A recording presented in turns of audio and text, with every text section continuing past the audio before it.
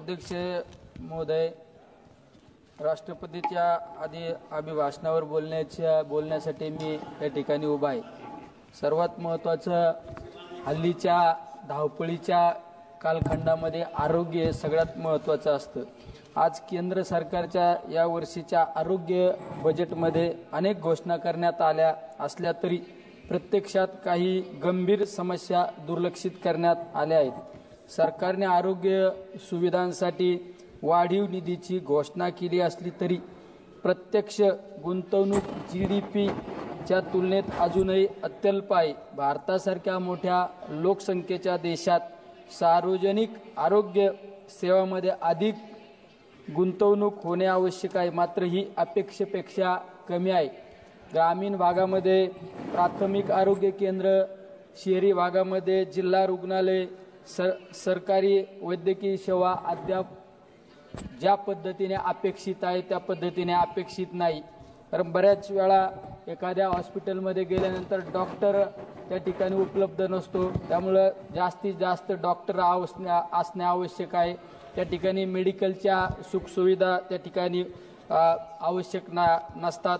बजेटमध्ये जरी आज आयुष्यमान भारत यासारख्या योजना पुढे रेटल्या जात असल्या तरी त्या प्रामुख्याने खाजगी रुग्णालयांना फायद्याच्या ठरत आहे।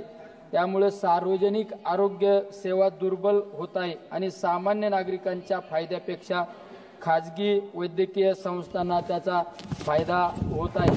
अध्यक्ष महोदय, औषधे आणि संशोधन केंद्राकडे लक्ष देणे अपेक्षित आहे। त्यासाठी जास्तीत जास्त निधी त्या ठिकाणी देणे अपेक्षित आहे।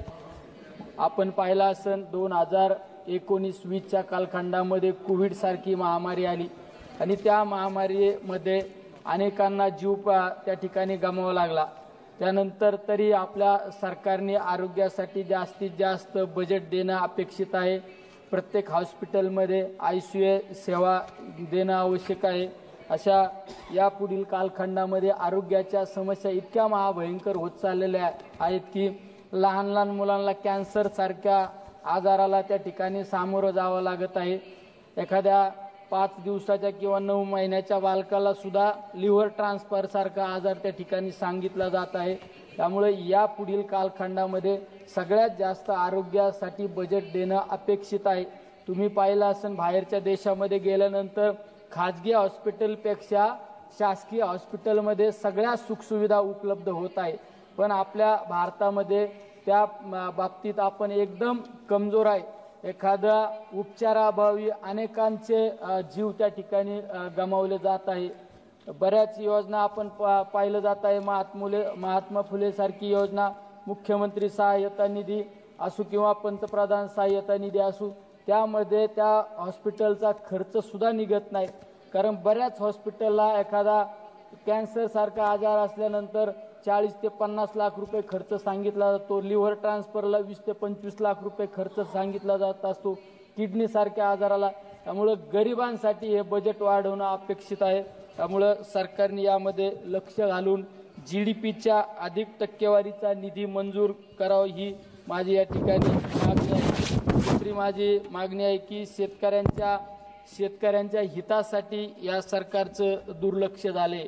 यंदाच्या बजेटमध्ये शेतकऱ्यांसाठी ठोस निर्णय घेतले नाहीत।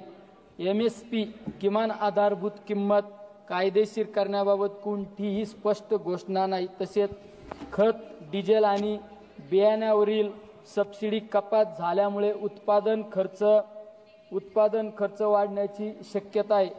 तरी शेतकरी कर्जमाफी आणि सुधारित पीक विमा योजनेची अपेक्षा करत होते, परंतु बजेटमध्ये याकडे दुर्लक्ष झाले आहे।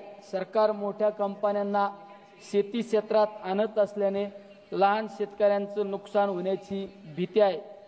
त्यामुळं शेतकऱ्यांच्या बाबतीत सुद्धा या बजेटमध्ये जास्त प्रमाणात त्या ठिकाणी व्यवस्था केलेली नाही।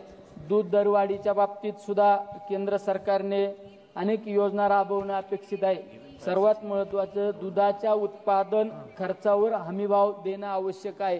कारण जनरली शेतकऱ्याच्या दुधाला हमीभाव उत्पादन खर्च हे 35 ते 40 रुपये लिटर उत्पादन खर्च असतो। त्या धन्यवाद. आप conclude कीजिएगा. उत्पादनावर धन्यवाद. खर्चावर शेतकऱ्याच्या दुधाचा दर ठरला पाहिजे हे या ठिकाणी अपेक्षित आहे.